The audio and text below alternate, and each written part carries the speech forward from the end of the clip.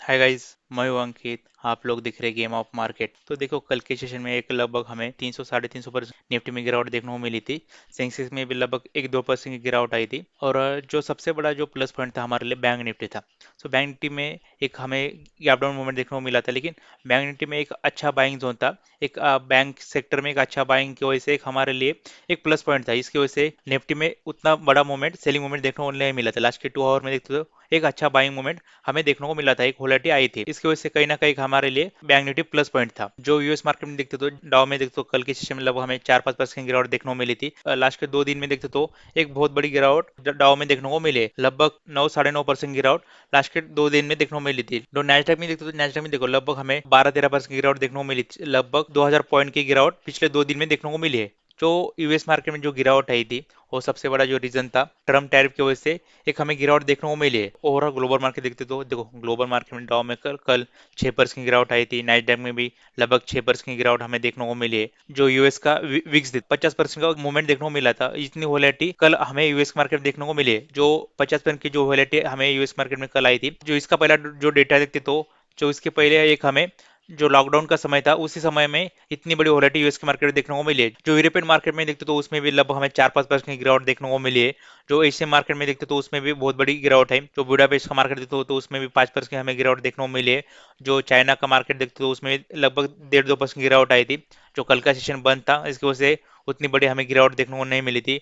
और जापान का मार्केट में देखते तो उसमें लगभग हमें 3% की गिरावट देखने को मिले। जो ओवरऑल ग्लोबल मार्केट में देखते तो एक हमें बेरिश मूवमेंट देखने को मिल रहा है। देखो, हमारे मार्केट में भी सब कल बहुत बड़ी गिरावट आई थी। सबसे बड़ी जो गिरावट आई थी निफ्टी मेटल में आई थी। लगभग 6.5% की गिरावट निफ्टी मेटल में देखने को मिली है। और निफ्टी फार्मा में भी देखते हो तो लगभग हमें 4% की गिरावट आई थी। और इंडियन ऑयल में भी गिरावट आई थी। जो निफ्टी आईटी में देखते तो लगभग उसमें भी लगभग 3.5-4% की गिरावट निफ्टी आईटी में देखने को मिली है।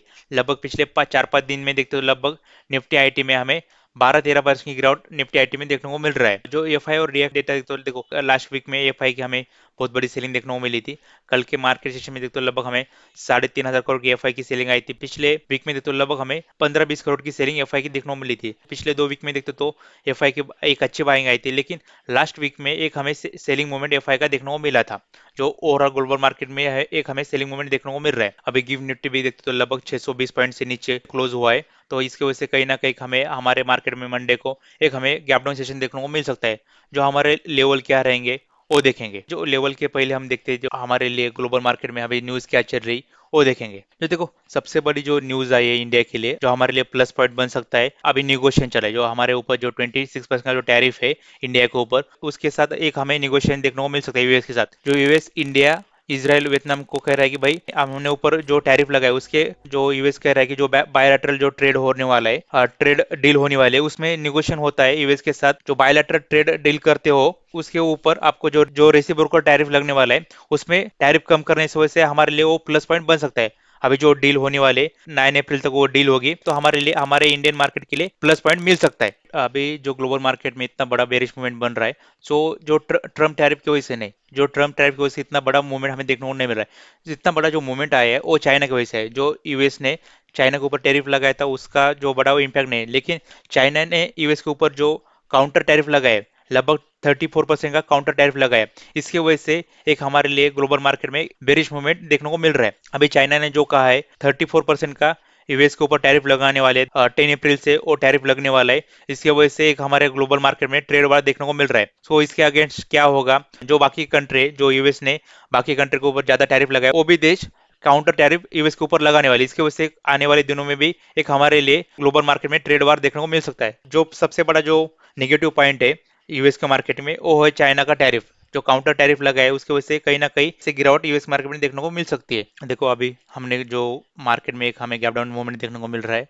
कल के मंडे सेशन में एक हमें गैप डाउन मिल सकता है। और जो गैप डाउन लेवल क्या रहेगा, वो किस लो पे मार्केट निफ्टी ओपन हो सकता है वो देखेंगे। देखो, निफ्टी के लिए जो 1 आवर टाइम फ्रेम में जाते हैं तो हमारे लिए सबसे बड़ा जो लेवल है निफ्टी के लिए गैप डाउन के लिए 22,650 का लेवल है। यहाँ से लगभग हमें 300 पॉइंट का रेंज दिखाई दे रहा है। लगभग हमारा जो गैप डाउन का कल का सेशन रहेगा 22,650 का जो लेवल है, इस लेवल के पास कहीं ना कहीं हमें गैप डाउन मूवमेंट निफ्टी में देखने को मिल सकता है। जब 1 आवर टाइम फ्रेम में जब 22,650 के लेवल के नीचे गैप डाउन ओपन होता है, इस लेवल के पास कहीं ना कहीं हमें मूवमेंट मिलता है, तब एक हमारे लिए बहुत बड़ा सेलिंग मूवमेंट देखने को मिल सकता है। जो हमारा सबसे बड़ा जो लो था 22,000 का जो लेवल है, इस लेवल तक नीचे फिर से निफ्टी आ सकता है। कब आ सकता है? जब 22,650 का जो लेवल है इस लेवल के नीचे आता है, तब एक हमें फिर से बहुत बड़ा सेलिंग मूवमेंट निफ्टी में दिखाई दे सकता है। गैप डाउन होके फिर से एक बड़ा मूवमेंट आता है, तो हम फिर से 22,900 का जो लेवल है इस लेवल तक फिर से आ सकते हैं। नहीं तो जो 22,650 का जो लेवल है इस लेवल के नीचे फिर से एक हमें सेलिंग मूवमेंट अगले वीक में दिखाई दे सकता है। जो बायर्स के लिए हमारा जो सबसे बड़ा जो लेवल रहेगा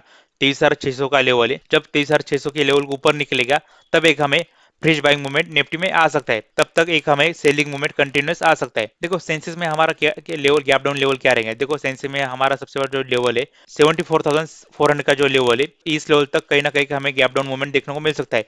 जब 74,400 के लेवल के नीचे निकलता है तब एक हमें बहुत बड़ा सेलिंग मूवमेंट सेंसेस में आ सकता है। लगभग 72,800 का जो लेवल है इस लेवल तक एक सेलिंग मूवमेंट सेंसेस में आ सकता है। सबसे बड़ा जो प्लस पॉइंट है हमारे लिए बैंक निफ्टी। देखो बैंक निफ्टी में एक कल की सेशन में हमें गैप डाउन मूवमेंट देखने को मिल सकता है। जो बैंक निफ्टी में स्ट्रॉन्ग सपोर्ट है, जो गैप डाउन मूवमेंट आ सकता है 50,560 का जो लेवल है इस लेवल तक एक हमें गैप डाउन मूवमेंट देखने को मिल सकता है। यहाँ से लगभग हमें 1,000 पॉइंट का मूवमेंट बैंक निफ्टी में है।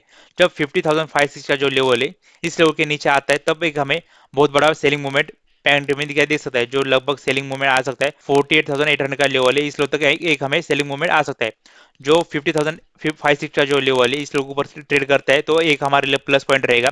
तो इस लेवल से फिर से बाउंस बैक आता है, जो बहुत बड़ी बाइंग आ सकती है बैंक निफ्टी में। 52,050 का जो लेवल है इस लेवल के ऊपर निकलता है तब एक हमें प्लस पॉइंट बैंक निफ्टी में आ सकता है। तब एक हमें फिर से सेलिंग मूवमेंट बैंक निफ्टी में दिखाई दे सकती है। तो ये लेवल देखो अभी ओवरऑल ग्लोबल मार्केट में ट्रेड वार देखने को मिल रहा है, इसकी वजह से एक हमें फिर से सेलिंग मूवमेंट देखने को मिल सकता है।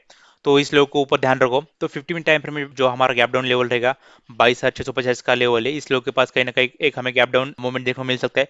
जब 22,650 के लेवल के नीचे निकलता है तो हमारा नीचे की तरफ जो टारगेट रहेगा लगभग 22,000 का टारगेट आने वाले दिनों में दिखाई दे सकता है। जब 22,650 का जो लेवल है इस लेवल के नीचे आता है तो जो आपका स्कैल्पिंग मूवमेंट जो रहेगा लगभग 22,400 का लेवल है इस लेवल तक आपका 200-250 पॉइंट का मूवमेंट नीचे तरफ आ सकता है। जब 22,400 के नीचे निकलता है तब आप 22,000 के लेवल के लिए सेलिंग करो। जब 22,650 का जो लेवल है इस लेवल के ऊपर फिर से बाउंस बैक आता है तो हम फिर से जो 22,900 का लेवल है इस लेवल के लिए हम फिर से बाइंग करेंगे। कब करेंगे? 22,050 का जो लेवल है इस लेवल के ऊपर फिर से निकलता है, ये हमारे लिए स्कैल्पिंग स्ट्रेटेजी रहेगी। 22,650 का लेवल नीचे निकलेगा तो 22,400 और 22,000 के लिए सेलिंग करेंगे। जो 22,650 का जो लेवल है इस लेवल से फिर से बाउंस बैक आता है तो हम 22,900 के लिए बाइंग करेंगे। तो इस लेवल के ऊपर ध्यान रखो। जो निफ्टी में फ्रेश बाइंग आ सकते हैं 23,900 का जो लेवल है इस लेवल के ऊपर ध्यान रखो। जब 23,900 के ऊपर अगले वीक में निकलेगा तब हम फ्रेश बाइंग निफ्टी में करेंगे। तब तक एक हमारे लिए सेलिंग मूवमेंट फिर से आ सकता है। तो आज के लिए बस इतना ही। वीडियो अच्छा लगा तो वीडियो को लाइक और शेयर कीजिए, चैनल को सब्सक्राइब कीजिए। मिलते हैं वीडियो के साथ। Thank you guys.